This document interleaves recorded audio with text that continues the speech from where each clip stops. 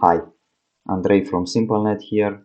Today I'll show you how to check resource usage in cPanel. Log into your client area.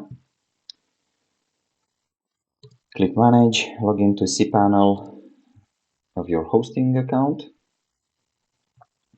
Now check resource usage here. Click on Details. You can see here the graphs. This is a demo account, so there's virtually no resource usage.